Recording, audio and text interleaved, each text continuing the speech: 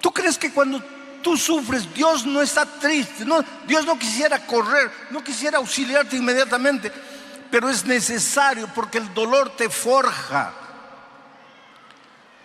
El fuego lapida el oro, purifica el oro. Tú eres oro, pero necesitas purificarte. Y el instrumento para eso es el dolor. El diablo inventa el dolor. El dolor nace en la mente del diablo.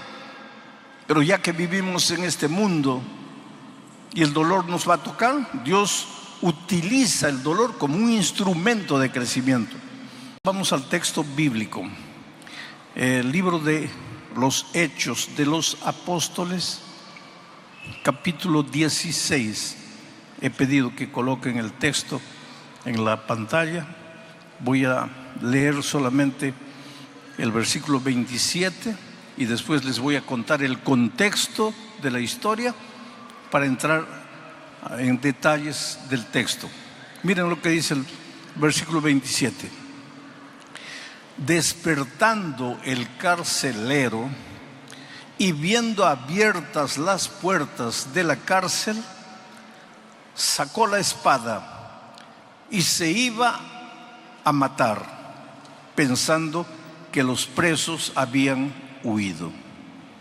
¿En qué circunstancias sucedió esto? Entonces ahora les voy a contar el contexto de manera general. Pablo estaba en una ciudad llamada Troas cuando tuvo un sueño.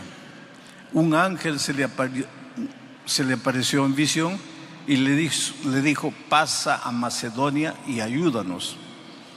Él estaba pensando retornar, pero al recibir este llamado divino, llegó a la ciudad de Neápolis. Hoy día es el puerto de Kavala. Llegó allí y más o menos a unos 25 kilómetros se encontraba la ciudad de Filipos. Dios fue muy bueno con Pablo y Silas en Filipos, pero sucede que ahí en la ciudad había una joven que era poseída por el demonio y que adivinaba cosas. La gente se impresionaba y había gente muy inteligente, muy hábil, muy así deseosa de ganar, que prácticamente lo había esclavizado.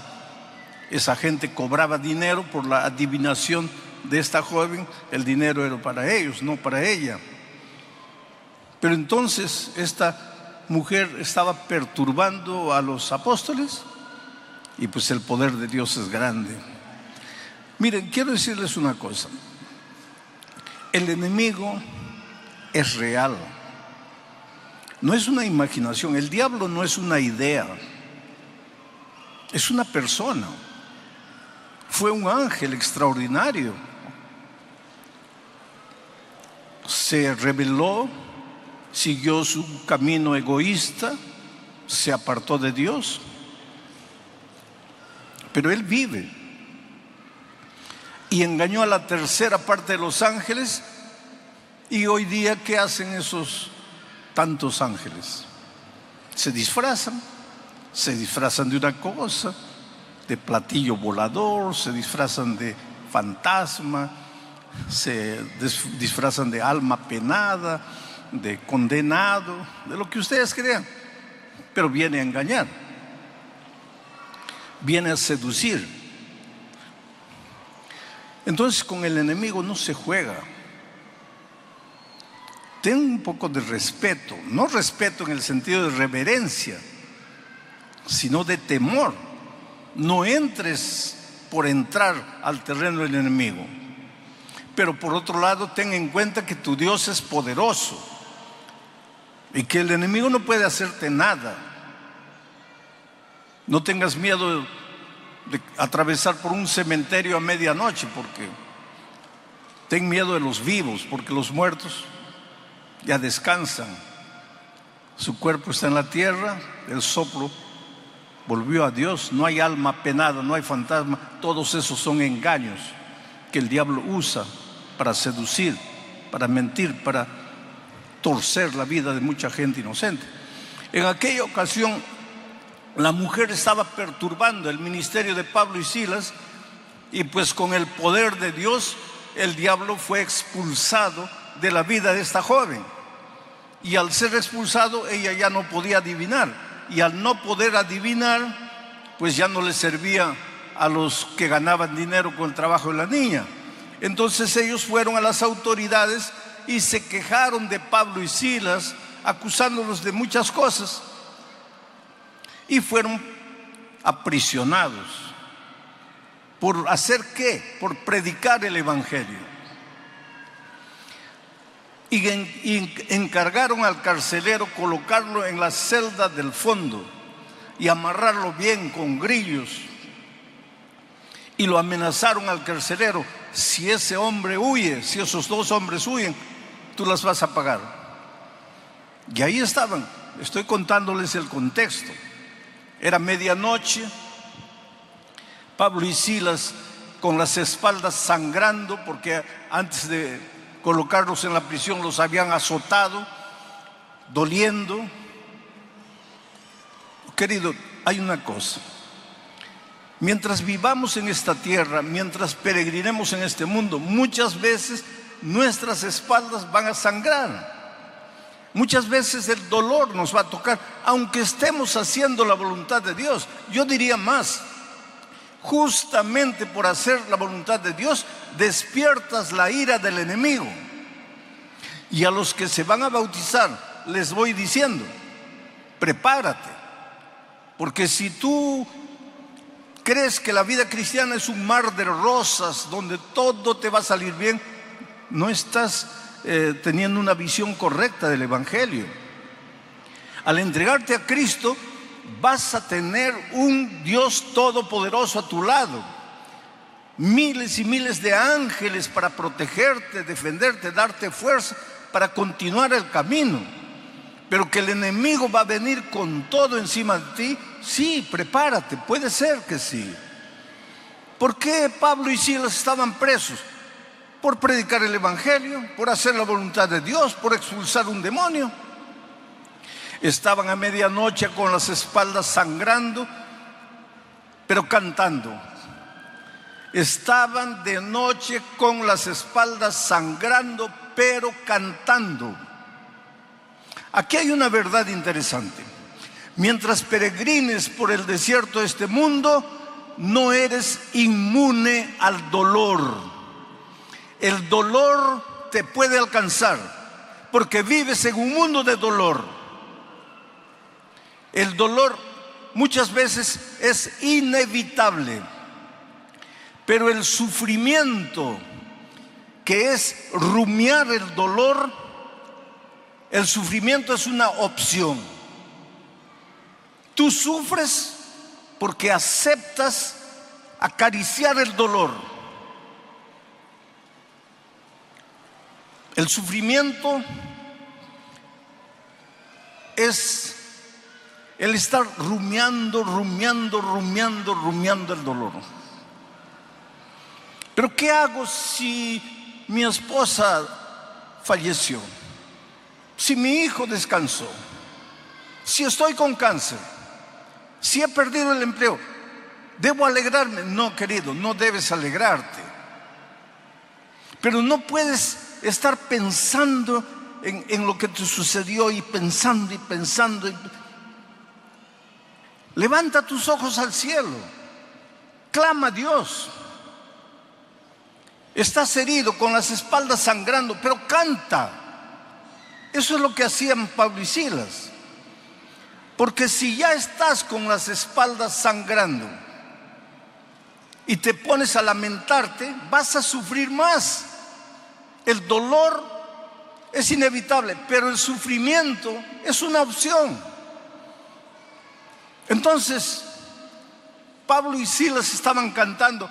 Y cuando tú, en medio del dolor, en medio del sufrimiento, alabas a Dios, cantas a Dios, va a suceder algo extraordinario. Porque Dios se alegra con la alabanza, con el olor con el loor de sus hijos. Aunque estés sufriendo, si tú cantas a Dios, si tú alabas a Dios, si tú levantas las manos al cielo y le dices: Señor, estoy sufriendo, me duele, no quisiera sufrir, pero ya que el dolor sufrió, ayúdame a alabarte en medio del dolor, va a suceder algo extraordinario. Dios no permanece inerte, no se cruza de brazos. Él es un Dios vigilante. Él conoce los detalles de tu vida. No hay nada oculto para Él.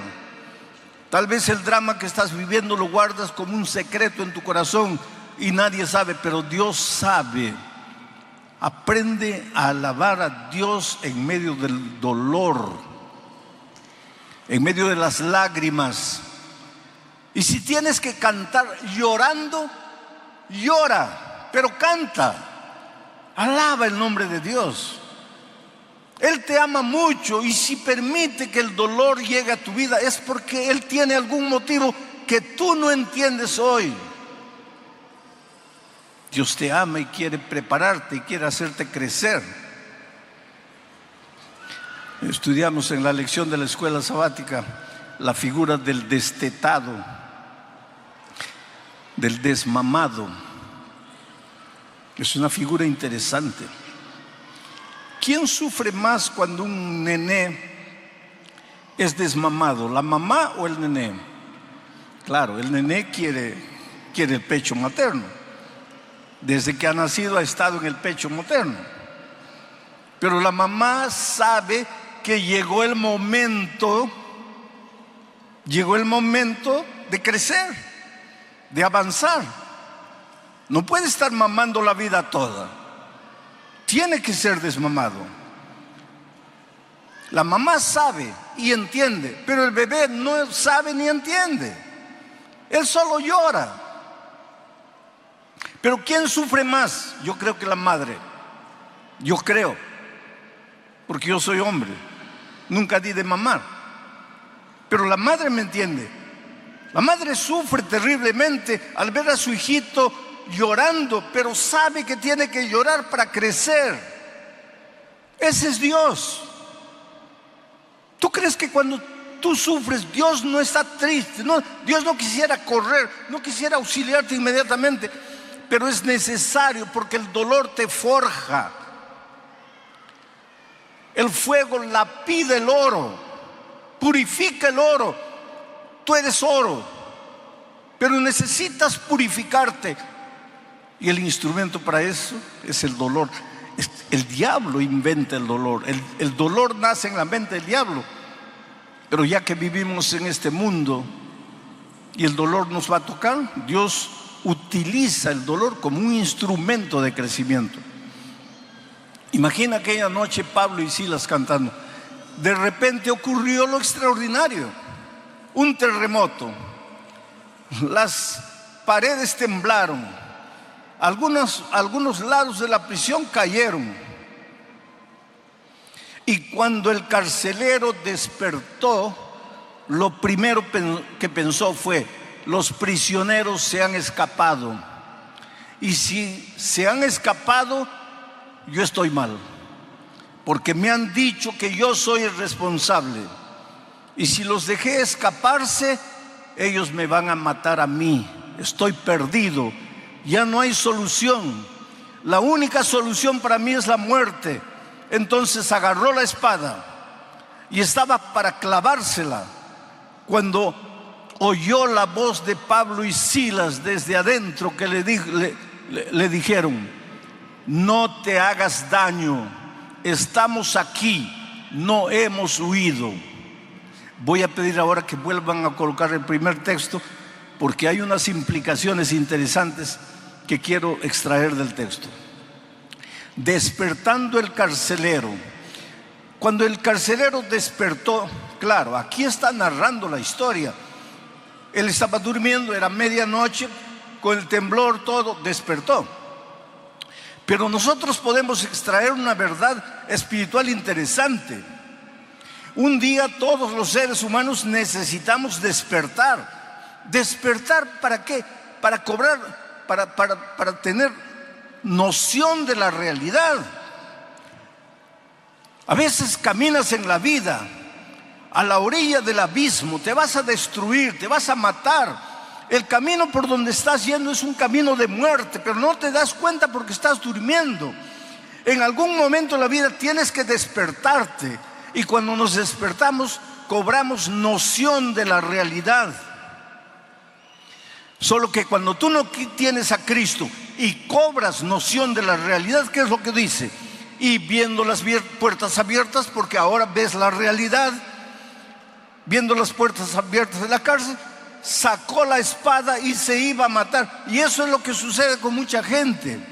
Al contemplar la realidad, arruinó la familia, arruinó los negocios, arruinó su propia vida física.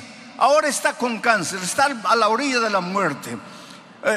Ha tomado la vida toda y ahora está con cirrosis al hígado. De repente despierta. A veces los golpes de la vida, los terremotos de la vida son para que despertemos. Y cuando despierta, se da cuenta de su realidad, de su triste realidad. Y la primera idea que muchos tienen cuando no tienen a Cristo es que la muerte es la única salida. Me suicido, me quito la vida. Y ahora mira lo que dice el texto. Pensando que los presos habían huido. Pero ¿qué dice el texto siguiente, el versículo 28? Mas Pablo clamó a gran voz diciendo. Claro que él gritó desde el fondo, pero aquí hay otra verdad que nosotros podemos extraer. ¿Acaso no apareció el tercer ángel en medio del cielo clamando a gran voz? Ahora está Pablo aquí clamando a gran voz. ¿Por qué? Porque ve un hombre que está para matarse. Oh queridos, en el mundo hay mucha gente que no sabe qué hacer, no sabe a dónde ir. Piensa que la única salida es hundirse en el mundo de las drogas, o de la bebida, o de la promiscuidad, o matarse, quitarse la vida. Y nosotros somos los Pablos y Silas modernos. Nosotros somos representados por el tercer ángel para proclamar a voz en cuello, para gritar el evangelio en el buen sentido, porque hay gente muriendo, y eso hemos comprobado esta semana. Miles de personas entregándose a Cristo, miles de personas que algunas de ellas nunca quisieron saber nada de Jesucristo, escucharon la voz clara del Señor Jesús diciendo: hijo, yo te amo, y fueron y se entregaron al Señor Jesús. Sigo leyendo el texto, versículo 29. Él, el carcelero, al oír la voz de Pablo y Silas, él entonces, pidiendo luz. Claro, el texto es una cosa, yo estoy sacando lecciones espirituales. Él pidió luz porque estaba oscuro, escuchó la voz y quería ver si los prisioneros estaban ahí, por eso pidió luz. Pero estaría mucho forzando el texto si yo dijese que cuando los pecadores despiertan porque oyen la proclamación clara del evangelio, inmediatamente se dan cuenta que necesitan luz. Y la luz es la palabra de Dios. Lámpara es a mis pies tu palabra, lumbrera mi camino. Es la antorcha que alumbra en lugar oscuro. Entonces, no estoy forzando mucho el sentido del texto, aunque el texto es histórico, pero yo estoy sacando lecciones espirituales. Pidió luz y se precipitó adentro. Y cuando vio que los discípulos estaban ahí, temblando, se postró a los pies de Pablo y de Silas. Versículo 30. Y sacándolos les dijo: señores, ¿qué debo hacer para ser salvo? Ahora vamos a analizar esta pregunta. El hecho de que el carcelero preguntó: señores, ¿qué debo hacer para ser salvo?, es una evidencia de que él se dio cuenta que estaba perdido. Él despertó, sus ojos se abrieron, la luz iluminó su entendimiento Y su primera pregunta es: ¿qué debo hacer para ser salvo? Porque se sentía perdido, era consciente de que estaba perdido. ¿Y por qué? Porque él no tenía lo que los apóstoles tenían. Porque él, delante de una situación, quiso matarse, mientras que los apóstoles, con las espaldas sangrando, delante de la condenación, alababan el nombre de Dios y cantaban. Entonces él debe haber pensado: ¿pero qué tienen ellos que son capaces de cantar en medio del dolor? ¿Y qué me falta a mí? Que con un simple terremoto ya quiero matarme. Lo cierto es que él se dio cuenta que los discípulos, los apóstoles, tenían algo que él no tenía. Miren la responsabilidad que Dios nos da. Cuando caminemos por la vida, las personas tienen que ver por nuestra manera de vivir, de ser, de hablar, de conducirnos. Tienen que entender que hay algo en nosotros que no es normal, no es humano, es de Dios. El carácter de Jesucristo tiene que reflejarse en nuestra vida de tal manera que seamos el Evangelio andando, el Evangelio caminando. De tal manera que las personas vengan y digan: ¿qué tienes? Eres diferente. ¿Por qué eres así? Señores, ¿qué haré para ser salvo? Esa pregunta revela que él era consciente de que estaba perdido. Esa pregunta también revela que él no sabía cómo se podía alcanzar la salvación. Por eso preguntó: ¿qué debo hacer para ser salvo? Él era consciente de su estado de perdición y no sabía cómo alcanzar la salvación. Es interesante que el Señor Jesucristo, cuando estuvo en esta tierra, contó 3 parábolas. La parábola de la moneda perdida, la dracma perdida, que simboliza a todos los seres humanos que como una moneda están perdidos, pero no tienen conciencia de que están perdidos. Porque la monedita es una cosa, está pisoteada por los hombres, no se da cuenta porque es moneda, es cosa. Pero Jesús narró también la parábola de la oveja perdida. Y la oveja perdida simboliza a todos los que están perdidos, pero despertaron. Sus ojos fueron abiertos y se dan cuenta que están perdidos y quieren alcanzar la salvación, pero no saben cómo, no saben dónde. Como la ovejita que se da cuenta que está perdida y bala, corre desesperada de un lado a otro, se da cuenta que está perdida, pero no conoce cuál es el camino que la va a llevar de vuelta a la casa. Hay mucha gente hoy día en el mundo que tiene conciencia de su estado de perdición y que quisiera hacer lo que sea para alcanzar la salvación, pero no conoce la palabra de Dios, no conoce el Evangelio. Yo estuve en un país de Europa, específicamente Portugal, en el santuario de Fátima, y vi con mis ojos gente caminando de rodillas, gente avanzando de rodillas, pero de kilómetros atrás. Las rodillas sangraban, se habían amarrado paños y la sangre atravesaba los paños y dejaba una mancha horrible en la calle, mancha de sangre. Y a medida que se acercaban del santuario, esas personas lloraban y cantaban y clamaban a Dios. Y aquello me impresionó tanto, me dolió el corazón. Esas personas son tan sinceras cuanto yo. Esas personas son tan sinceras como tú. Solo que nosotros tenemos la bendición de que nos llegó la palabra de Dios y entendemos que somos salvos por la gracia, mientras que ellos están queriendo alcanzar la salvación por el dolor, por el sacrificio, por la penitencia. Pero Jesús también contó la historia del hijo perdido.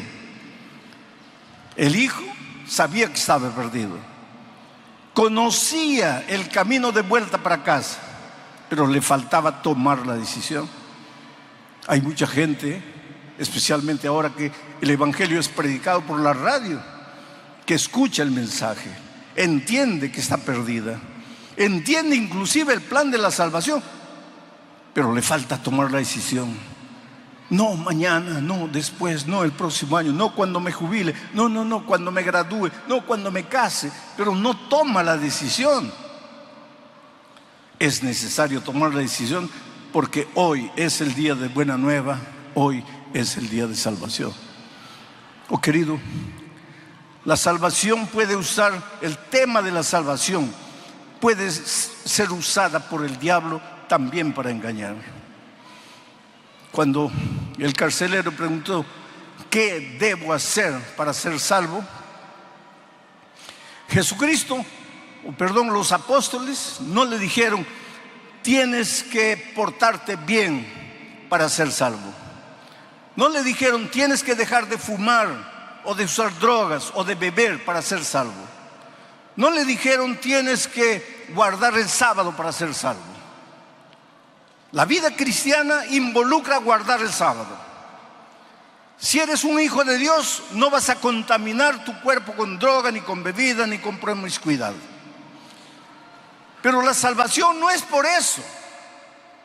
Y sin embargo, mucha gente piensa que tiene que portarse bien para alcanzar la salvación. La respuesta de los apóstoles fue simplemente: cree en el Señor Jesucristo y serás salvo tú y tu casa. Creer. Pero el enemigo puede venir y seducirte y engañarte y hacerte creer que necesitas hacer algo para alcanzar la salvación. Que la salvación es por la gracia, pero necesitas hacer algo para ayudar a la gracia. Y esa es una mentira completa. Y nosotros a veces somos muy propensos a caer en esa trampa. Por otro lado, cuando el enemigo no puede llevar a depositar la confianza de las personas en el comportamiento, en la conducta, te lleva al otro extremo. De creer que porque eres salvo por la gracia, ya no debes obedecer. Ya no tienes que preocuparte con la ley de Dios, que ya no tienes que preocuparte con el sábado, ni con la salud, ni con cuidar el cuerpo. ¿Por qué? Porque eres salvo por la gracia.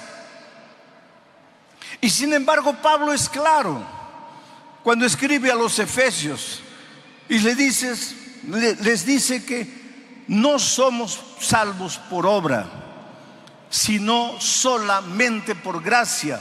¿Y por qué? Para que nadie se gloríe, para que nadie piense que le ha ayudado un poquito a Jesús para alcanzar su salvación. Tú y yo no podemos nada, no somos nada. Nuestras buenas obras, nuestras justicias son como trapo de inmundicia. Somos salvos únicamente por la gracia. Pero si hemos sido salvos por la gracia no solo es perdonadora, es transformadora. Al mismo tiempo que Jesucristo te perdona, te transforma, te hace una nueva criatura en Él, en Cristo, para que vivas una vida nueva. Ahora vas a vivir como un príncipe en el reino de Dios. Ya no eres más un pordiosero. Ahora vas a caminar en los caminos de Dios. Vas a hacer la voluntad de Dios, no para ganar un punto para tu salvación, sino porque ya has sido salvo únicamente por la gracia de Cristo. Por eso Pablo dice, no somos salvos por obras, somos salvos únicamente por la gracia de Cristo. Pero enseguida dice, pero hemos sido creados para buenas obras. Las buenas obras tienen lugar en la vida del cristiano, pero no es el papel salvador. Las buenas obras son un resultado de la salvación por la gracia. Cuando el carcelero preguntó, ¿qué debo hacer para ser salvo?, la respuesta de Pablo y Silas no fue, no te preocupes, que todos se van a salvar. Y sin embargo, inclusive en la iglesia nuestra, vez por otra aparece alguien predicando que Dios es misericordia, Dios es amor y que un Dios amoroso jamás dejaría de salvar a sus hijos, por más que ellos hayan rechazado la gracia. A eso le llaman universalismo.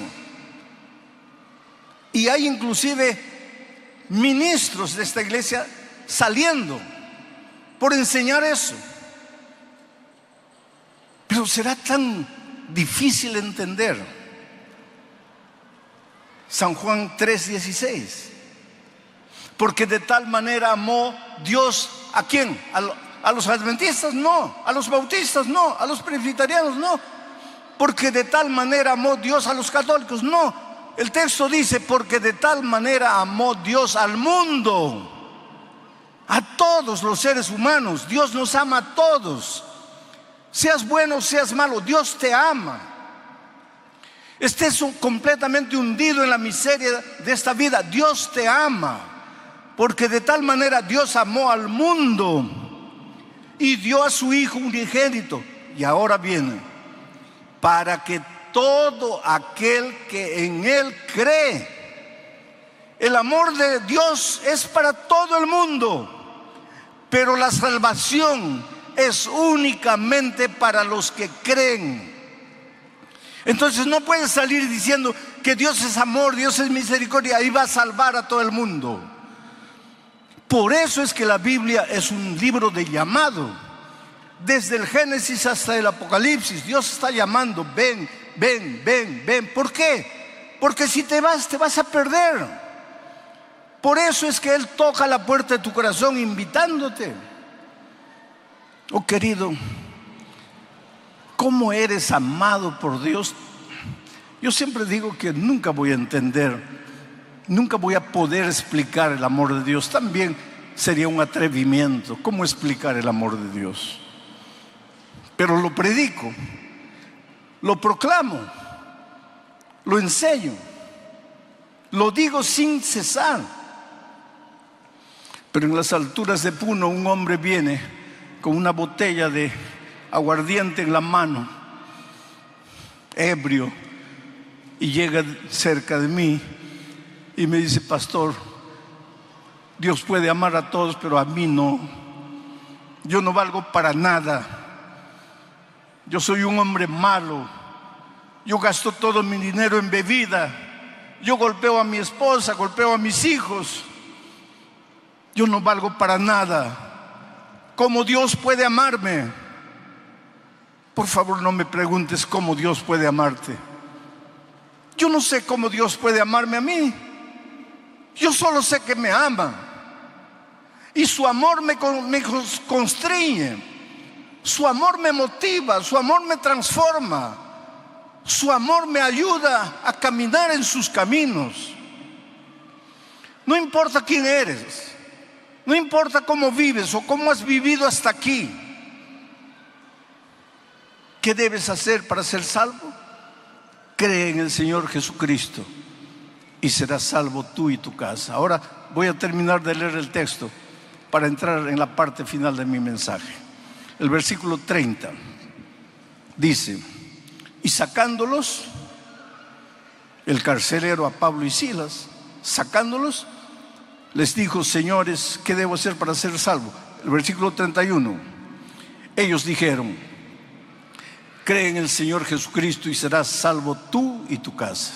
32, y le hablaron la palabra del Señor a él y a todos los que estaban en su casa. 33, y él, tomándoles en aquella misma hora de la noche, les lavó las heridas y enseguida se bautizó él con todos los suyos. Qué final feliz. Sabes, yo tengo el mismo sueño que tú tienes, de ir un día al reino de los cielos. Y cuando esté ahí, me voy a acercar de un ángel y le voy a decir: ¿podrías mostrarme dónde es la casa del carcelero de Filipos? Y seguro que él me va a indicar: es por allá. Y voy a ir y voy a tocar su puerta y le voy a decir: mira, solo quería darte un abrazo, ¿podrías contarme qué es lo que sucedió aquella noche en Filipos? ¿Podrías contarme qué pasó cuando despertaste y viste que las paredes habían caído? ¿Qué entró en tu corazón que quisiste matarte? Yo estoy seguro que en la eternidad tendremos todo el tiempo necesario para que Él me cuente la historia. Y yo le diré: sabes, no te conocía, apenas había leído tu historia en el libro de los Hechos, pero he predicado de ti en tantos lugares del mundo. Y al final de mi mensaje he hecho una invitación para que las personas vengan adelante entregándole la vida a Cristo. Y cientos de personas vinieron, porque tu testimonio, tú no tienes idea de cómo tu testimonio ayudó a miles de personas alrededor del mundo.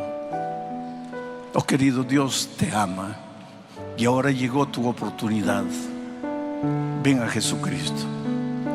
Muchos de ustedes ya han tomado la decisión de bautizarse y han estudiado la Biblia. Y si estaban en el valle de la decisión, en este momento con toda seguridad el Espíritu de Dios está tocando tu corazón y te está diciendo: bautízate. Pero muchos de ustedes están recién conociendo la palabra de Dios y lógicamente no se van a bautizar, porque primero tienen que estudiar la palabra. ¿Recuerdas el texto que dice que Pablo les enseñó la palabra y entonces él y su familia se bautizaron?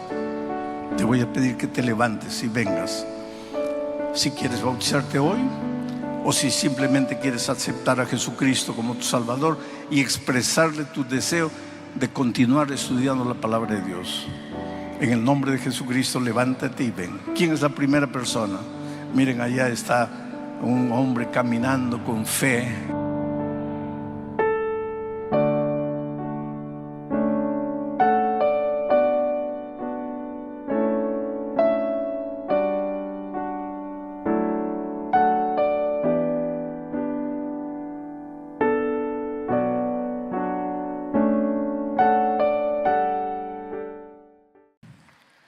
Qué bueno que el pueblo de Dios está reunido esta noche para recibir la palabra en su corazón. Ustedes, cada uno, es lo más precioso que Dios tiene en esta vida. Si ustedes pudieran entender cuánto son amados por Dios. A veces cuando la vida nos maltrata, porque esta vida es cruel, es dura, es injusta muchas veces. El primer pensamiento que sube a tu mente es que Dios te ha abandonado, que estás solo. No es verdad. Si tuvieses la capacidad de ver el mundo espiritual, verías ahí a Jesús a tu lado llorando contigo. Nunca tendremos palabras para agradecer a Dios por cuán bueno es para con nosotros. Vamos a orar. Amado Padre que estás en los cielos, yo creo que desde el cielo, Señor, y aquí mismo en la tierra, ángeles están alabando tu nombre este momento junto con nosotros. Y tú contemplas a estos hijos aquí en Lima. Cada persona que está aquí tiene su historia. Cada uno en algún momento de la vida pasa por momentos dolorosos, tristes, de derrota, de fracaso, de lágrimas, pero también momentos de alegrías, de júbilo, de gratitud. Estas personas están aquí no solo para oír tu palabra, sino trayendo sus luchas, sus dramas, sus problemas para colocarlos en tus manos. Tú que eres Dios de amor, Dios de misericordia, tú que te compadeces de tus hijos, por favor, en este momento extiende tu mano poderosa y toca la vida de cada persona que ha venido. Hay gente enferma, Señor, enferma del cuerpo, tal vez desahuciada por el médico, tal vez sin esperanza de vivir. Pero hay gente también enferma del alma, enferma del espíritu, gente amargada, resentida, triste, derrotada, gente que está perdiendo el sentido de la vida. Oh Señor, esta noche manifiéstate en la plenitud de tu poder. Que tu gracia, como cataratas de amor, caigan del cielo y mojen la vida de cada persona que ha llegado aquí. Vamos a abrir tu palabra ahora. Queremos entender lo que quieres decirnos. En el nombre de Jesucristo. Amén.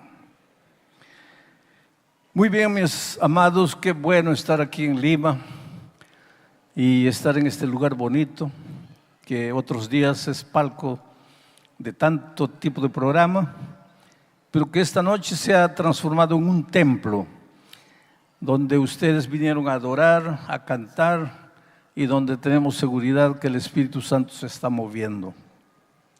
Vamos al texto bíblico. Vamos a leer el primer versículo, porque son varios versículos, y después voy a parar para contarles el contexto a fin de que ustedes entiendan el texto. Entonces vamos al texto. Es el capítulo 25 del primer libro de Samuel. El texto para esta noche son los versículos 20, 23, 20 y 24. Entonces, primero vamos a leer el versículo 20 y después voy a contarles la historia para que ustedes entiendan lo que Dios está queriendo decir y lo que el texto está queriendo comunicarnos. El versículo 20 dice así: y montando un asno, ¿quién? Abigail. El texto de esta noche habla de una mujer llamada Abigail. Su esposo se llamaba Nabal. Y montando un asno, descendió, bajó por una parte secreta del monte. Aquí se habla de un monte. Y he aquí, David y sus hombres venían frente a ella. Otras versiones dicen contra ella. Otras versiones dicen en dirección a ella. Y ella les salió al encuentro.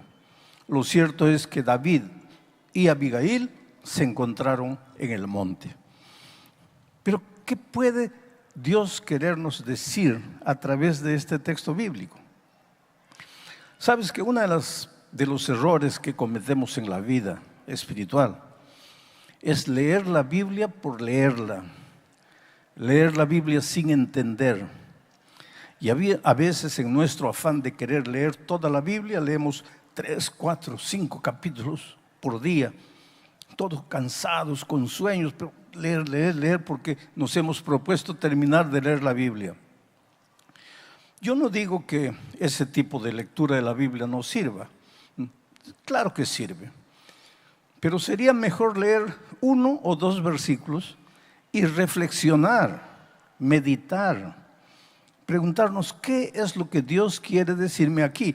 Vamos a decir que estás viviendo un momento difícil de tu vida, que tu esposo dice que no te ama más y que quiere separarse, y que tienen 3 hijos pequeños, y tú estás con miedo. ¿Qué va a hacer de mí sin esposo, con 3 niños pequeños? Estás ansiosa. Cuando tú leas la Biblia, no quieras tú leer 3, 4 capítulos pensando que porque lees 4 o 5 capítulos Dios te va a bendecir. No, calma ahí.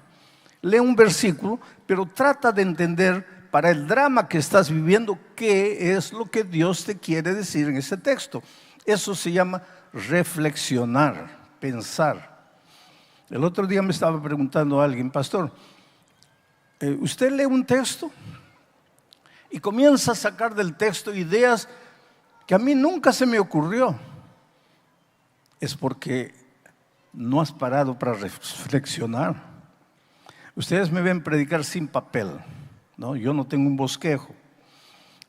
Pero yo no me levanté, abrí el texto y comienzo a hablar lo que imagino. No, las cosas no funcionan de esa manera.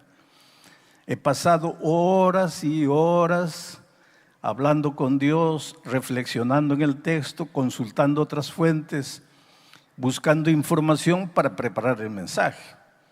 Además de preparar el mensaje, he grabado los principales pensamientos en mi mente. Entonces mi bosquejo ya está escrito en mi cabeza. De tal manera que en lugar de estar mirando al papel, yo los estoy mirando a ustedes. Y por más que ustedes no se den cuenta, yo puedo ver sus ojos y yo puedo ver tu rostro. Y yo sé cuándo una frase que yo digo toca tu corazón y cuando algo que yo estoy hablando no te está llegando mucho. Y entonces yo puedo cambiar la dirección de mi mensaje, porque el propósito del mensaje no es predicar un bonito sermón. El propósito del mensaje es responder las inquietudes espirituales que tú tienes. Yo me voy a considerar un pastor agradecido, un predicador feliz esta noche, cuando tenga en mi corazón la certeza de que tú has entrado buscando respuestas y vuelves feliz y agradecido a Dios. Entonces el sermón ha cumplido su propósito. Entonces, cuando leas la Biblia no seas apresurado. Y ahora quiero hablarte de eso, del texto de esta noche. ¿Qué puede haber en el texto que leímos? Que Abigail se subió a un asno y estaba bajando por la montaña, y que David estaba subiendo por la montaña y se encontraron en el monte. ¿Cuál es el mensaje? Pues para entender un texto tienes que leer el contexto. El texto está en ese versículo y el contexto está en todo el capítulo. Y si tú quieres saber más contexto todavía, lee 2 capítulos anteriores y tal vez 1 o 2 posteriores, y ahí vas a tener el cuadro completo.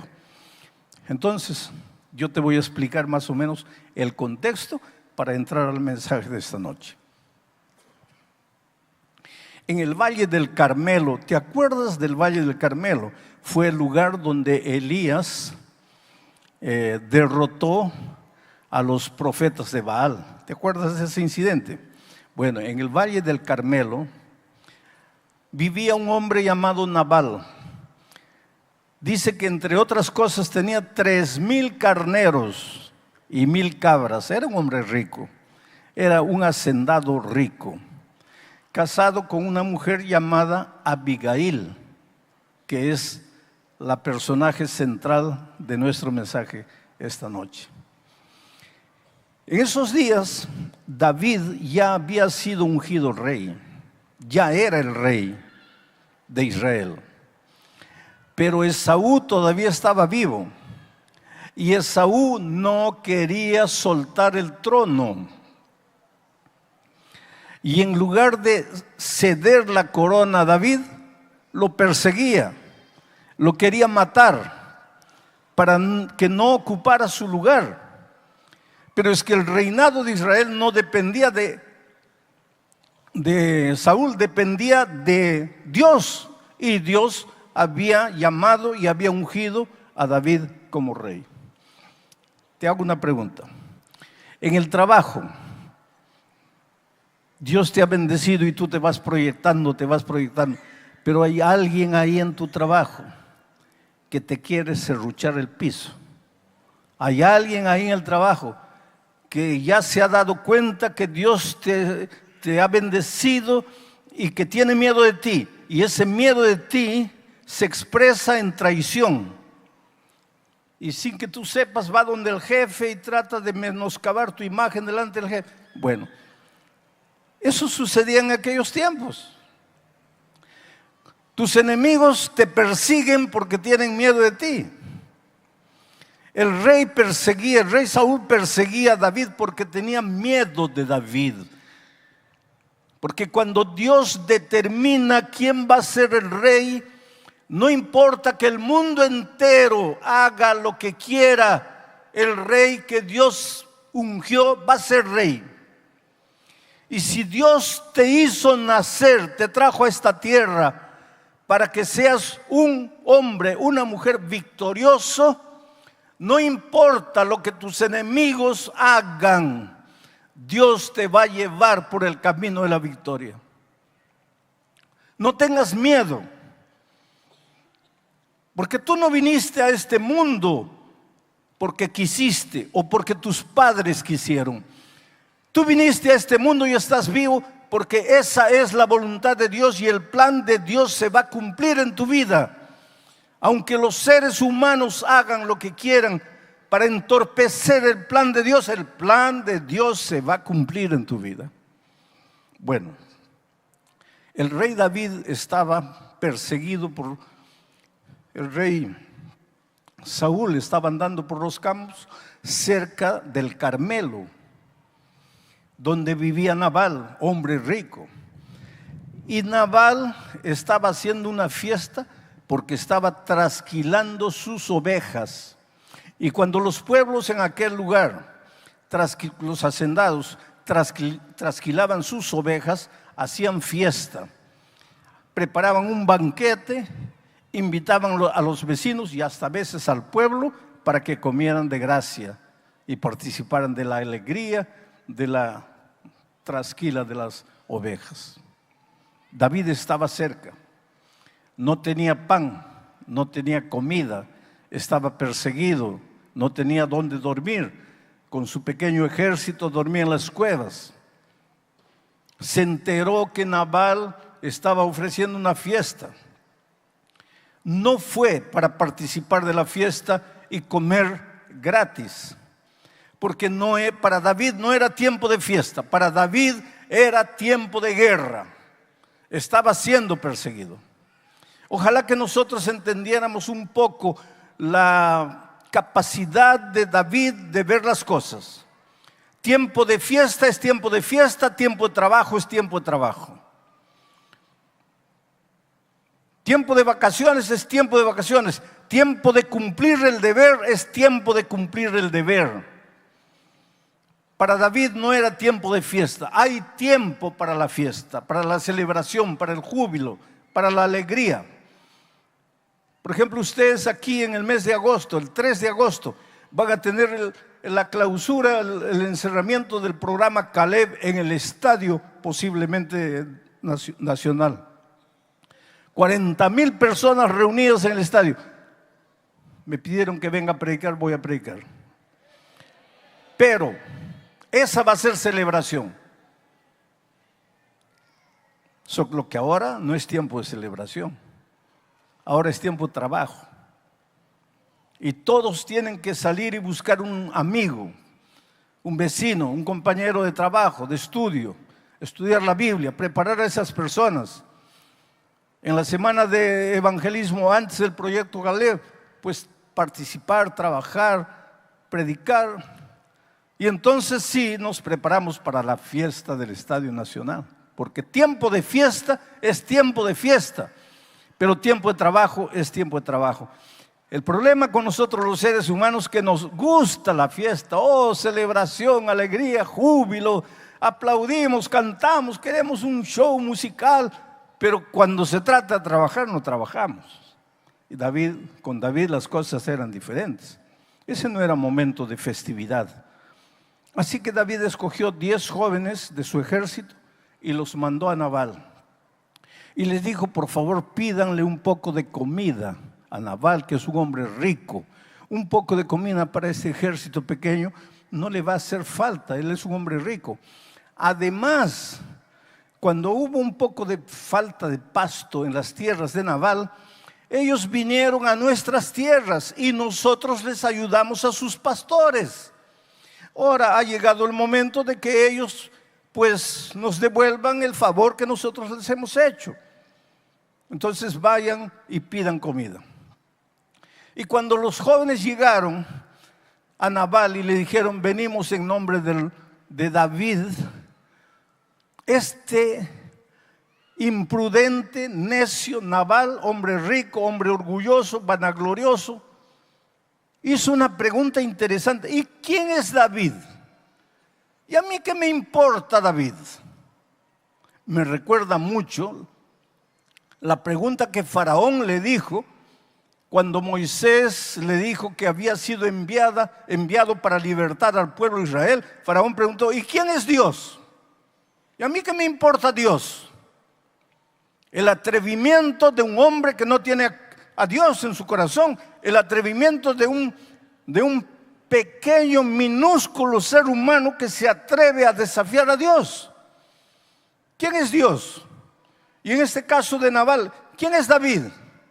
¿A mí qué me importa David? Y los 10 mensajeros volvieron a David con el informe y le dijeron: mira, vamos a buscar ayuda en otro lado porque este hombre dice que ni te conoce, dice que ni sabe quién eres tú, no quiso ayudarnos. David era el rey, había sido ungido rey y era un rey amoroso. Al final de cuentas es un prototipo del Señor Jesucristo, del Rey de Reyes y Señor de Señores. Pero la actitud de David ahora cambió y dijo, no quiso ayudarnos. Entonces ahora vamos a tomar todo por la fuerza, porque al final de cuentas todo lo que él tiene pertenece al reino. Y agarró su pequeño ejército y se dirigió hacia el Carmelo para tomar por la fuerza. Venía ahora la destrucción para Nabal y su gente. Pero un hombre de Nabal se enteró que ahora el rey venía, y ya no venía en son de paz, ya no venía con amor, ahora venía con justicia. Y ese hombre de Nabal corrió a la esposa de Nabal, Abigail, y le dijo, mira, tu esposo le negó ayuda al rey y ahora el rey viene a tomar por la fuerza todo y nos va a destruir. Entonces Abigail preparó comida, mandó hornear pan, agarró frutos secos, entre ellos higos, llenó en bolsas, en canastas y se dirigió al encuentro del rey David. Y ahí viene el texto. Voy a pedir que coloquen el texto nuevamente, el texto inicial, el versículo 20. Ahí viene el texto. Digo, ahí viene el texto. Espero que venga. Llegó. Muy bien. ¿Y qué dice el texto? Y montando un asno. ¿Quién? Abigail. Con los panes que había preparado, con los frutos secos que tenía. Montando un asno, descendió por la parte secreta del monte. Y he aquí, David y sus hombres venían frente a ella, en dirección a ella. Y ella salió al encuentro de David y sus hombres.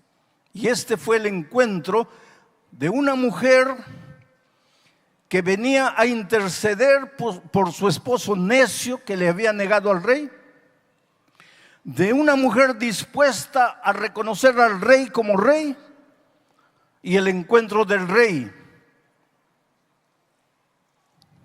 Ahora yo les hago una pregunta, sin forzar el texto. ¿Ustedes se acuerdan de un monte donde el Rey de Reyes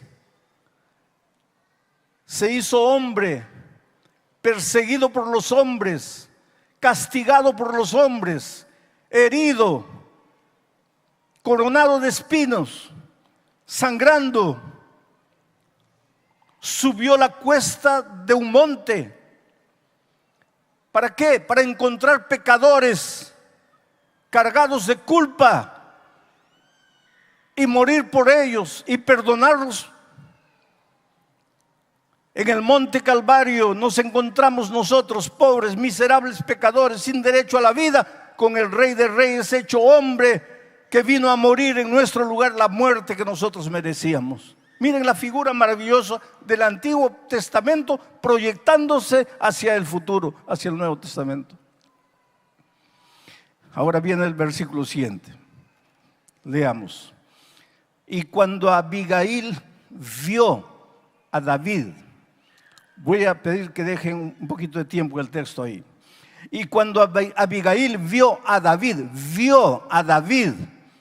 no vio a un hombre perseguido, aunque David estaba perseguido. Cuando Abigail vio a David, no vio a un hombre con hambre, aunque estaba con hambre. El Señor Jesucristo en esta tierra dijo, las zorras tienen cuevas Los pajaritos tienen nido, pero el Hijo del Hombre no tiene dónde apoyar su cabeza. Pero Abigail tuvo la capacidad de no ver a ese hombre sin cuevas, sin nido. No vio a un hombre perseguido. Tuvo la capacidad de ver al rey, al futuro rey de Israel. Y cuando Abigail vio a David, vio al rey, no dice el texto, pero el contexto nos dice, porque dice el texto, vio a David, se bajó prontamente del asno y postrándose sobre su rostro delante de David, se inclinó a tierra y se echó a sus pies.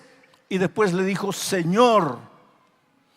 Mientras Nabal no tuvo la capacidad de ver en David al futuro rey, su esposa Abigail vio a un hombre perseguido, pero no vio a un hombre perseguido. Tuvo la capacidad de ir más allá y ver al rey, al redentor del ser humano. Oh, queridos, para muchos el Señor Jesucristo no pasa de un gran revolucionario social. Para otros no pasa de un gran maestro. Para otros no pasa de un político revolucionario de aquellos tiempos. Para otros es la fuente de una filosofía maravillosa que podría transformar el mundo. Pero yo te pido esta noche, cuando dirijas tus ojos al Señor Jesucristo, trata de verlo primero como tu Redentor, como tu Salvador, como el Dios que te ama, a quien tú le importas, el Dios que dejó su trono allá en el cielo y vino a esta tierra para humillarse y descendió a lo más profundo, se hizo siervo, y no solo siervo, murió la muerte de un delincuente. ¿Para qué? Para salvarte. ¿Y por qué? Porque le importas. No importa quién seas tú. Cuando en tus noches tormentosas la conciencia te acuse, te atormente, te diga que por la manera como estás viviendo tú no mereces el amor de Dios, mira la cruz del Calvario. Si tú no merecieras el amor de Dios, el Señor Jesucristo no habría derramado su sangre en la cruz del Calvario. Tú eres valioso. Tu valor no se mide por la ropa que vistes. Tu valor no se mide por la apariencia de tu rostro. Tu valor no se mide por tus bellos ojos azules. Tu valor no se mide por tu estatura, ni por tu cuenta bancaria, ni por tu posición social, ni por tu grado de instrucción. Tu valor se mide por la sangre preciosa que el Señor Jesucristo derramó en la cruz del Calvario. Oh, cómo eres valioso. Una de las primeras cosas que necesitas hacer en la vida para crecer es aceptar que eres valioso, porque el Señor Jesús te ama. No eres un murciélago que tiene alas e intenta volar. Tú eres un águila para surcar el cielo azul. No quedes satisfecho escarbando, buscando maíz en la tierra para poder comer. Abre las alas y vuela. Porque cuando el Señor Jesús murió en la cruz por ti, condenó al diablo. Y desde aquel día el diablo sabe que está derrotado. Él no tiene derecho de esclavizarte. Si has entrado esta noche aquí amarrado a algún vicio, encadenado a algún hábito, víctima de alguna pasión, pobre esclavo de algún pensamiento inmundo, en el nombre del Señor Jesucristo te digo esta noche, rompe esas cadenas, porque tu Dios es un Dios maravilloso. Porque tu Salvador es un Cristo, Dios eterno, que se hizo hombre y fue tentado en todo, así como tú, pero nunca cayó. Y no cayó para probarte que es posible vivir una vida victoriosa en esta tierra. No te sujetes miserablemente a la esclavitud que el diablo quiere imponerte. No creas que porque has intentado 1 o 2 o 5 veces ya has fracasado, ya estás completamente fracasado. No, intenta una vez. Y si un día aceptaste a Cristo y te bautizaste y caíste, levántate. Y si vuelves a caer, vuelve a levantarte. En el cielo no habrá gente que nunca ha caído. En el cielo habrá gente que aunque cayó, creyó en el Señor Jesucristo, se levantó y continuó caminando. Ahora yo quiero hablarte del futuro. Y para eso voy a leer el texto de Apocalipsis, capítulo 19. Y voy a pedir que coloquen ese texto en la pantalla. Porque hoy día el Señor Jesucristo es tu Salvador. Él te ama y Él quiere salvarte. Cae a los pies de Jesús como Abigail. Llora delante de Él. Dile: Señor, yo no tengo fuerzas. Tú sabes que te amo, pero soy un pobre derrotado espiritual porque no tengo fuerzas.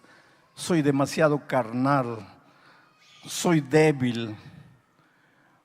Yo en el fondo quisiera amarte, quisiera seguirte, quisiera ser un soldado fiel.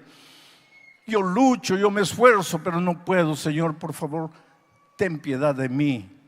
Y puedes creer que el Señor Jesucristo te va a abrazar, va a depositar en tu frente el beso de su amor, de su paz. Y esta noche vas a salir de aquí transformado. Pero hoy el Señor te extiende la mano.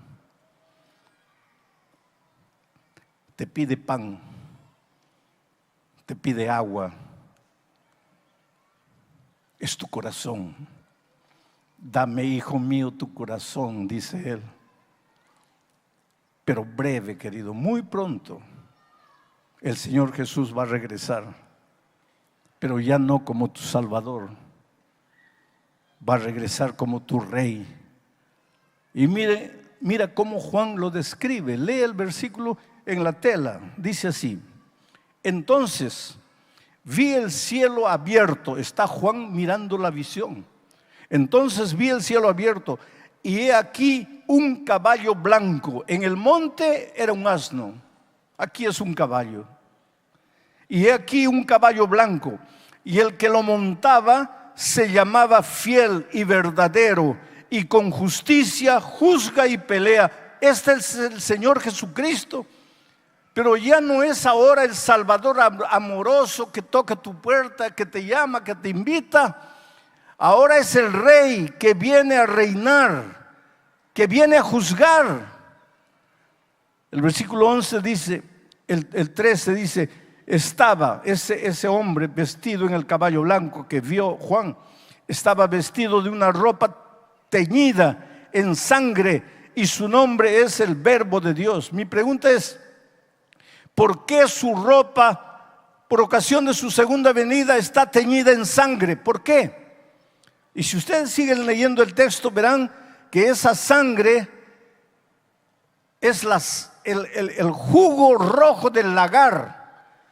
Porque cuando el Señor Jesucristo viene para juzgar, viene para establecer su reino.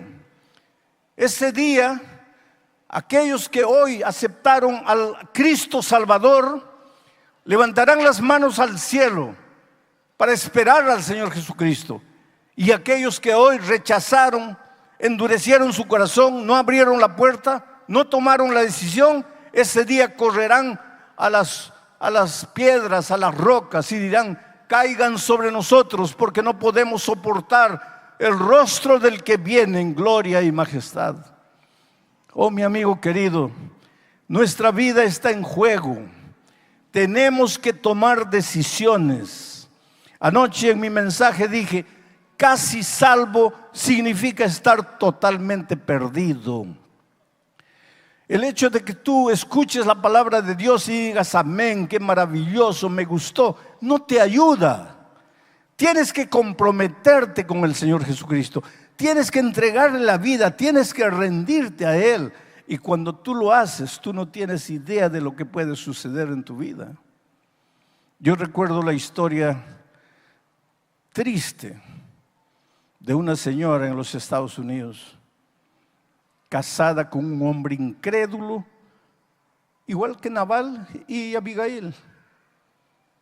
Él, terco, duro, no aceptaba la religión, decía que la religión es una tontería para gente débil, que él era un comerciante de mucho dinero, de éxito, él no necesitaba de esas cosas de religión, que la religión era para mujeres y la mujer era adventista, la esposa era adventista, tenían 2 hijos gemelos.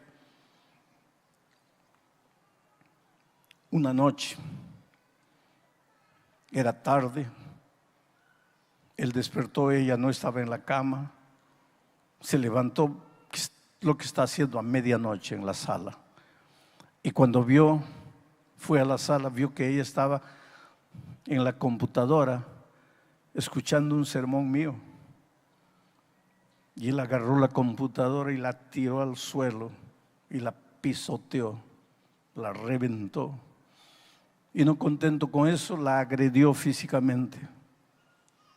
Era un hombre malo, era un Nabal.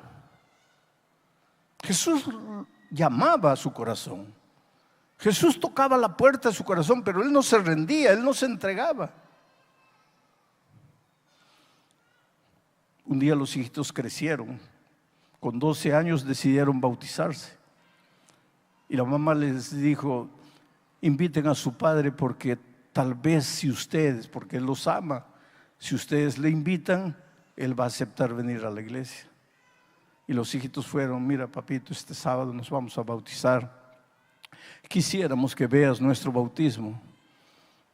Y él les dijo: mira, yo no me meto, no digo nada, yo miro en silencio. Ese asunto de religión es asunto de tu madre, y si ustedes quieren seguir las tonterías de ella, está bien, yo no les digo nada, pero yo no, a mí no me hablen, a mí no me inviten, para mí Dios no existe, yo no quiero saber nada de eso. Ahora, imagínense cómo los muchachos se sienten. Pero por más que él amaba a sus hijos, su corazón era duro para aceptar al Señor Jesucristo. Y el tiempo fue pasando. Y un final de semana hubo una actividad en el interior, en el campo, una especie de campamento. Y todas las iglesias fueron para allá, y ella también fue llevando a los muchachos. Y cuando estaban regresando en la noche del sábado, estaba lloviendo mucho. El automóvil que ella dirigía se salió de la carretera, cayó en un precipicio y murió ella y los 2 gemelos. Cuando el hombre se enteró de la muerte de su esposa, hizo tanto escándalo en la iglesia. Buscó al pastor de la iglesia y lo agredió físicamente. Ustedes mataron a mi esposa. Ustedes la llevaron al campo, ustedes mataron a mi esposa. Después de eso, ese hombre entró en un periodo de depresión terrible. No comía, no bebía, no se levantaba, no se bañaba, pasaba todo el día en la cama, no iba a trabajar, no se presentaba en las empresas, tenía varias empresas, todo estaba abandonado. Y los empleados esperando que él reaccionara, pero él cada vez peor y peor y peor. En esas circunstancias se sintió tan mal que lo llevaron al hospital. Y el médico le declaró un cáncer. Y ahora él decía: yo quiero morir, ¿para qué vivir? Mi esposa está muerta, mis hijos están muertos, ¿para qué vivir? Y quería morir. Pero una noche se acordó de aquel incidente en que él se levantó, destrozó el computador, agredió a la esposa, y fue a la computadora y abrió, y me comenzó a buscar y me encontró, y comenzó a escuchar un sermón. Por primera vez en su vida comenzó a escuchar un sermón, y escuchó todo el sermón. Y cuando terminó, cayó de rodillas, llorando, desesperado. y dijo: ahora entiendo lo que mi esposa encontró. Ahora entiendo el mensaje que mi esposa seguía. Pero ella estaba muerto, los hijos muertos. Y él lloró, lloró, lloró la noche toda y adormeció en el suelo. Pero la mañana siguiente se levantó diferente. Después de mucho tiempo, tomó un baño, se preparó, se afeitó y fue al trabajo. Un hombre déspota en el trabajo. Sus trabajadores le temían. Era duro, cruel, abusivo, un dictador. Pero esta vez él apareció en la empresa, saludando a todo el mundo, sonriendo para todo el mundo. Él mismo no entendía lo que le estaba pasando. Y todos los trabajadores se miraban, sabían que él estaba enfermo, sabían que él estaba prácticamente condenado a la muerte. Y entonces los trabajadores murmuraban entre ellos y decían: él va a morir. Y las personas antes de morir se ponen así, buenitas, todas saludan. Pero lo que ellos no sabían es lo que Dios estaba operando en la vida de ese hombre. Comenzó a escuchar sermones y sermones. Y sus ojos se abrieron a las verdades bíblicas, a un mundo espiritual que él no conocía. Y lloraba. Y decía: si yo pudiera volver atrás. Tenía todo para ser feliz. Una esposa linda, cristiana, una madre extraordinaria, hijos preciosos. Tenía todo para ser feliz. Lo arruiné. ¿Cómo quisiera volver atrás para aceptar a Jesús allá? Ahora, ella está muerta, mis hijos muertos. Por eso la Biblia dice: hoy es el día de buena nueva. Por eso la Biblia dice: hoy es el día de decisión. No es mañana, no es el próximo año, no es el próximo mes, no es cuando termines tu estudio, no es cuando te jubiles, es hoy. Porque un día tal vez quieras decidirte, pero te harás la misma pregunta que este hombre: ¿por qué no antes? ¿Por qué tuve que dejarlo para hoy? Pero este hombre entregó su vida a Cristo. Y el sábado fue a la iglesia. Y cuando el pastor lo vio, se asustó, porque la última vez este hombre lo había agredido. Y él se aproximó del pastor al final del culto y le dijo: pastor, no tenga miedo, yo quiero pedirle perdón. Yo no sabía lo que estaba haciendo. Y le contó su historia, le contó lo que estaba pasando. Y el pastor lo abrazó. Poco tiempo después él se bautizó. Sus trabajadores empezaron a amarlo porque él realmente había cambiado. Era una especie de padre para sus trabajadores. Y cuando llegó al final de año dijo: mira, ustedes reciben fielmente su sueldo, su 13º salario y todo, pero he decidido dar tanto por ciento de mis ganancias para dividirlo entre ustedes como dividendos. Una actitud extraordinaria, generosa, que la ley no exigía de él. Pero quiso compartir lo que tenía de alguna manera con las personas que daban su vida para construir esa empresa. Era un hombre completamente diferente. Fue al médico para el control médico y el médico le dice: ¿qué estás tomando? Nada. No, tienes que estar tomando alguna cosa fuera de los remedios que yo te doy. ¿Qué estás haciendo? Nada. Le dice: entonces te voy a pedir que hagas otro examen porque algo está mal. Y él hizo otro examen y algunos días después el médico le dijo: mira, tenemos que hablar, si tú quieres que yo te ayude, tenemos que hablar bien claro. Dime, ¿qué es lo que estás tomando? ¿Qué es lo que estás haciendo? Porque no es normal lo que está pasando contigo. Pero Pues yo le digo, doctor, no estoy haciendo nada. La verdad es que no estoy ni siquiera tomando los remedios que usted me da, porque yo estaba completamente desmotivado para vivir. Y el médico le dijo, entonces te voy a pedir que vayas con otro médico y hagas la consulta con él y hagas otros exámenes con él. Es un especialista. ¿Pero por qué, doctor? No te voy a decir nada.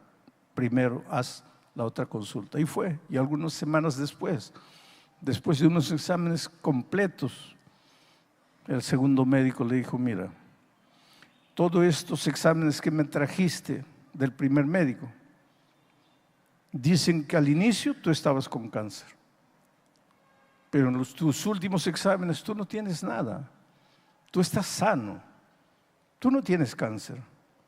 Y yo he hecho los exámenes y estoy comprobando, tú no tienes nada, tú estás sano. Ese hombre salió, ni se despidió del doctor, fue a la casa y esta vez ya no lloró. Esta vez levantó los ojos al cielo y dijo, Señor, yo quiero que vengas. Yo quiero que vengas pronto. Quiero abrazar a mi esposa y mis hijos. Pero Señor, gracias. Yo no merecía vivir. Yo no tenía derecho a vivir. Y me has curado. Ahora, por favor, cúrame del alma. Ayúdame a tener paz en el corazón. Hoy es un hombre transformado por el poder de Dios. A veces encuentro gente que me dice, pastor, los milagros bíblicos ya no existen. Claro que existen, queridos. Yo viajo por el mundo y veo en tantos países cosas prodigiosas que Dios hace. ¿Y por qué no lo hace conmigo? Porque los milagros divinos ocurren cuando Dios quiere, con quien Dios quiere, porque Dios quiere. No son atribuciones humanas, son atribuciones divinas.